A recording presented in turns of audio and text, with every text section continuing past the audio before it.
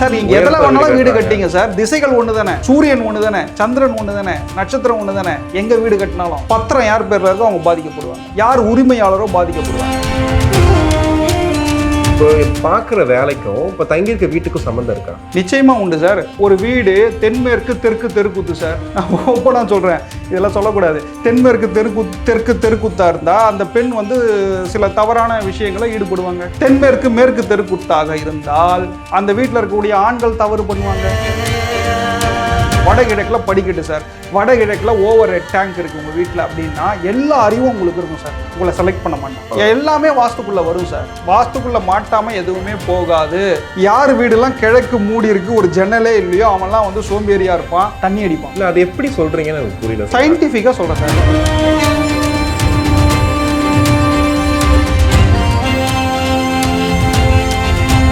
ஆன்மீக பந்தம் நேயர்களுக்கு கிறிஸ்டியின் அன்பு வணக்கம். நம்மோடு வாஸ்து நிபுணர் ஜெயபிரகாஷ் இணைஞ்சிருக்காரு. வணக்கம் சார். வணக்கம் சார். இப்போ ஒரு வீட்டில இருந்து இன்னொருத்தவங்க வேற வீட்டுக்கு, ஒரு வாடகை வீட்டுக்கு போறாங்கன்னா இப்போ அந்த வாடகை வீட்டில் இருக்க பிரச்சனை வந்து இப்போ அவங்க தொத்து ஷூரா நடக்கும். உடனே இருக்காது, ஒரு 6 months 7 months நடந்துடும். ஓகே. இப்போ உதாரணத்துக்கு ஓப்பனா ஒரு விஷயம் சொல்றேன். இப்போ ஒரு வீடு இருக்கு, அந்த வீடு வந்து ஒரு பெண்மணி மேல இருக்கு, அந்த பெண்மணி தான் பாதிக்கப்படுவாங்க. பத்திரம் யார் பேர்ல இருக்கோ அவங்க பாதிக்கப்படுவாங்க, யார் உரிமையாளரோ பாதிக்கப்படுவாங்க. வாடகைக்கு வரவனுக்கு ஒரு 20-30% பாதிப்பு உண்டு. இல்ல இப்ப நீங்க சொல்றது எல்லா நாடுகளுக்குமே, எல்லா நாடுக்குமே. இப்ப நிறைய நாடுகள்ல மரத்துல வீடு கட்டுறாங்க சார். நீங்க எதுல வேணாலும் வீடு கட்டிங்க சார், திசைகள் ஒண்ணு தானே, சூரியன் ஒண்ணு தானே, சந்திரன் ஒண்ணு தானே, நட்சத்திரம் ஒண்ணு தானே. எங்க வீடு கட்டினாலும் மலைப்பகுதியில் வீடு கட்ட எங்க ஏமா அதே மலைப்பகுதிகள். சூப்பர் கேள்வி ஞாபகப்படுத்துனீங்க. ஒரு மலைப்பகுதி வருதுன்னா அது உயரமான இடம். அந்த மலைப்பகுதி எங்க வரலாம்? தெற்கு நடுப்பகுதியில் வரலாம், மேற்குல வரலாம். ஒரு மலைப்பகுதி வந்து கிழக்குல வந்துடுச்சு, அப்போ அந்த இடத்துல என்ன பண்ண முடியும்? ஒன்றும் பண்ண முடியாது. இல்லை இப்போ கேரளாலாம் பார்த்தீங்கன்னா ஆமாம், சுற்றி மலையாக இருக்கும், நடுவில் வீடு இருக்கும். அதான் கேட்குறேன். அப்போ அந்த இடத்துல யார் இருப்பா? Most of the Kerala peoples வந்து இதில் இருப்பாங்க, யூஏஇயில் இருப்பாங்க, அரப் கண்ட்ரீஸில் இருப்பாங்க. இங்கே இருக்க முடியாதுல்ல. இப்போ பார்க்குற வேலைக்கும் இப்போ தங்கியிருக்க வீட்டுக்கும் சம்மந்தம் இருக்கா? நிச்சயமாக உண்டு சார். நான் தான் ஸ்டார்டிங்லேயே சொன்னேன், நம்மளுடைய வீட்டுக்கும் ஜாதக கட்டத்திற்கும் நம்மளுடைய வளர்ப்புக்கும் சம்பந்தம் உண்டு. இப்போ என்ன மாதிரி வீடுனா என்ன மாதிரி வேலைகள் இருப்பாங்க? இப்போ ஏதாவது உதாரணத்துக்கு நீங்கள் வடமேற்கு வடக்கு தெருக்குத்து ஒரு வீடு, அப்போ அந்த வீட்டில் இருக்கவன் எப்படி இருப்பான்னா மீடியாவில் இருப்பான். யாரெல்லாம் வந்து மிகப்பெரிய நீதிபதி, யாரெல்லாம் வந்து சூப்பர் லாயர்ஸ், அவங்கெல்லாம் பார்த்தீங்கன்னா வடமேற்கு வடக்கு தெருக்குத்து பார்வையாக இருக்கும். இப்போது நான் வந்து பிரபலம் ஆகணும் சார், யூடியூப்பில் கண்டதை பேசி பிரபலம் ஆகணும். இல்லை நீங்கள் நம்ம நிறைய பார்த்துட்டு இருக்கோம் இல்லையா, திடீர்னு பிரபலியம் ஆவாங்க, திடீர்னு காணாமல் போயிடுவாங்க. ஆனால் ஒரு 50 ஆண்டு காலம் ஒரு பிரபலியமாக இருக்க முடியுமா? கலைஞர் இருந்தார்ல, அவங்க வீடு வடமேற்கு வடக்கு தெருக்குத்து பார்வை.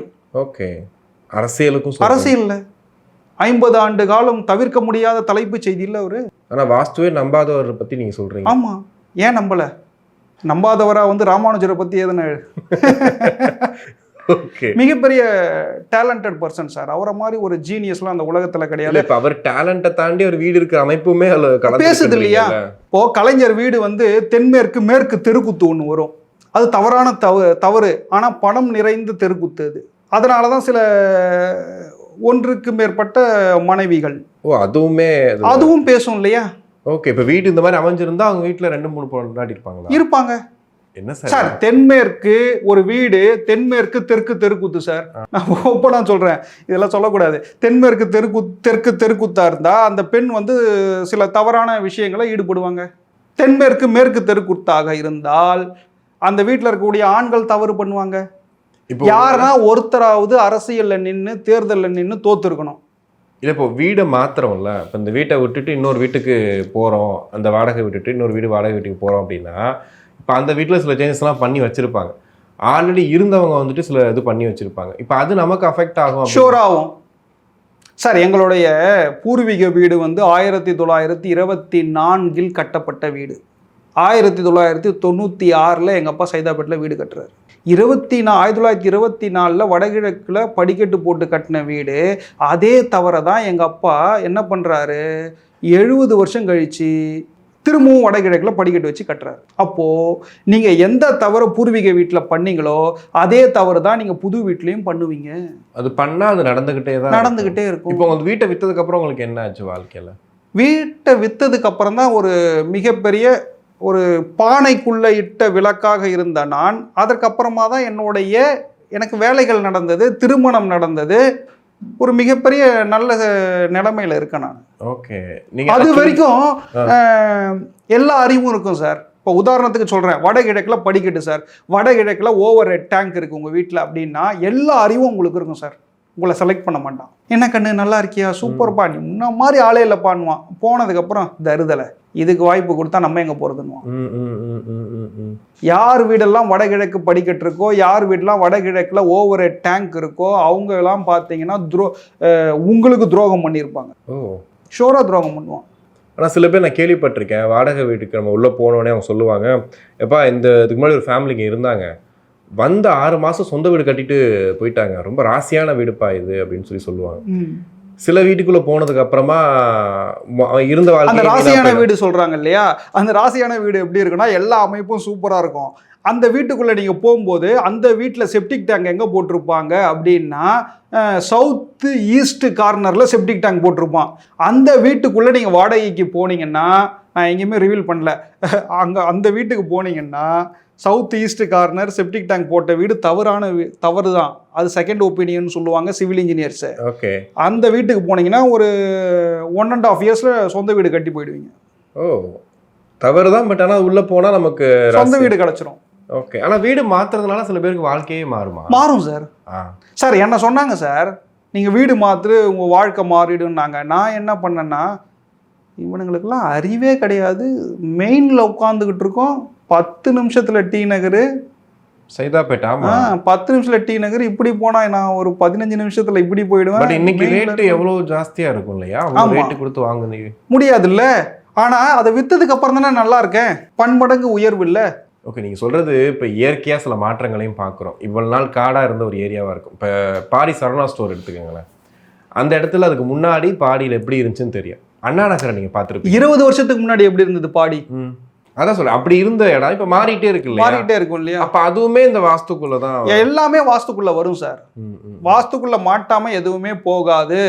உங்களுடைய வளர்ப்பாக இருந்தாலும் சரி, நான் அதே தான் சொல்கிறேன், உங்களுடைய வேலை, உங்களுடைய திருமணம், குழந்தை, எதுவாக இருந்தாலும் வாஸ்து அமைப்புக்குள்ளே வந்தே தீரும். ஓகே. இப்போ ஒரு வீட்டில் இருக்கிறவங்க ரொம்ப சோர்வாகவே இருக்காங்க, அவங்க அந்த வீட்டுக்கு போனதுக்கு அப்புறமா வாட் எவர் சோம்பேறியாகவே இருப்பாங்க. கேட்டால் வீடு சுத்தமாக இல்லை, வீட்டில் நீ பொருட்களை இஷ்டத்துக்கு எடுத்து வச்சிருக்க, நீங்கள் ஒரு அமைப்பாகவே இல்லை அப்படின்னு.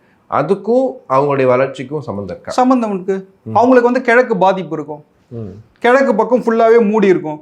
யார் வீடெல்லாம் கிழக்கு மூடி இருக்கு, ஒரு ஜன்னலே இல்லையோ அவன்லாம் சோம்பேறியாக இருப்பான், தண்ணி அடிப்பான். எவன் வீடுலாம் குடிகார பையன், நீங்கள் மீடியாவில் இருக்கீங்க, யாரெல்லாம் தண்ணி அடிக்கிறானோ அவன் வீடெல்லாம் செக் பண்ணி பாருங்கள், கிழக்கு அடைப்பட்ட வீடாக இருக்கும்.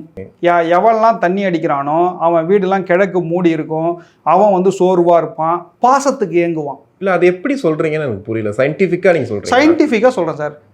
நீங்கள் ஒரு கிழக்கில் ஒரு ஜன்னல் வைங்களேன், அவன் தண்ணி அடிக்கிறது நிறுத்திடுவான். இல்ல, அதுக்கு எதுக்கு என்ன சம்மந்தம்? கிழக்குன்னா நம்ம சூரியன் உதிக்கிற திசையில இருந்து சூரிய ஒளி கதிர்கள் உள்ள வந்துட்டா அவன் எனி டைமும் தண்ணி அடிக்க மாட்டான் சார். இல்ல, இப்ப நீங்க சொல்றதெல்லாம் ரொம்ப ஒரு 20 வருஷத்துக்கு முன்னாடி வச்சுக்கலாம்.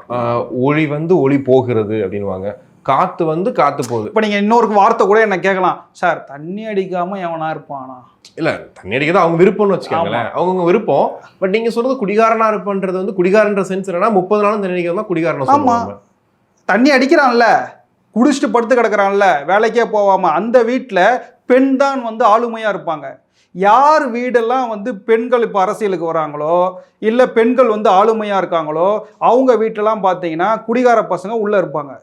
இவ்வளோதான் சார் கான்செப்ட். இப்போது கிழக்கு அடைப்பட்ட வீட்டில் குடிகாரன் இருப்பான்னு சொல்லிட்டேன். அப்போ அவன் எந்த கோவிலுக்கு போனால் சிறப்பு அப்படின்னு பார்த்தீங்கன்னா, அதே கிழக்கு அடைப்பட்ட கோவில் ஆதிபராசக்தி மேல்மருவத்தூர் கோவிலுக்கு போனால் சரியாயிடும். இப்போ நான் அதுதான் கேட்கணும்னு நினச்சேன். இப்போ பல காலங்களாக மாறாதது, இப்போ நீங்கள் மேப்பில் போய் கூட பார்த்தீங்கன்னா கோயில்கள் மட்டும் மாறி இருக்காது, சுற்றி இருக்க இடங்கள் மாறி இருக்கும், கோயில்கள் அப்படி தான் இருக்கும். ஒரு சில கோயிலை இடிச்சிருப்பாங்க, மாற்றிருப்பாங்க. அந்த கோயில் அமைப்புமே நீங்கள் வாஸ்துவோட கனெக்ட் பண்ணிக்க முடியும். கோவில் அமைப்பு தான் வாஸ்து. நம்மளுடைய உடம்பு எப்படி இருக்கோ அப்படிதான் கோவில் அமைப்பே இருக்கும். அதாவது நீங்க கற்ப கிரகம்ல இருந்து மூலஸ்தானத்துல இருந்து இந்த கால் வரைக்கும் பார்த்தீங்கன்னா எல்லாமே கோவில் அமைப்பா இருக்கும். கோபுரமே இங்க வந்து கால் இந்த இப்படி தூக்கிட்டு இருக்கு இல்லையா, அதுவே கோபுரம் தான். ஒவ்வொரு விஷயமும் நம்மளுடைய உடம்பு எப்படி இருக்கோ அப்படிதான் அமைச்சிருப்பாங்க. அந்த கோவில் அமைப்பு ஒவ்வொரு கோவிலும் ஒவ்வொரு விஷயத்தை பேசும் சார். வடகிழக்கு அப்படின்னு எடுத்தோம்னா, நார்த் ஈஸ்ட் எடுத்தா திருவொற்றியூர் வடிவுடையம்மன். இப்போ தண்ணி அடிக்கிறான் அப்படின்னா 2 கோவில் சொல்லலாம். மேல்மருவத்தூர் சொல்லலாம், இன்னொன்று திருவண்ணாமலை. ஓகே, கிழக்கு சம்பந்தப்பட்ட கோவில். 2ஆம் நம்பர் சம்பந்தப்பட்ட கோயில். வீட்டில் 2வது பிள்ளையா இருந்தால் இந்த கோவிலுக்கு போனால் நல்லது நடக்கும்.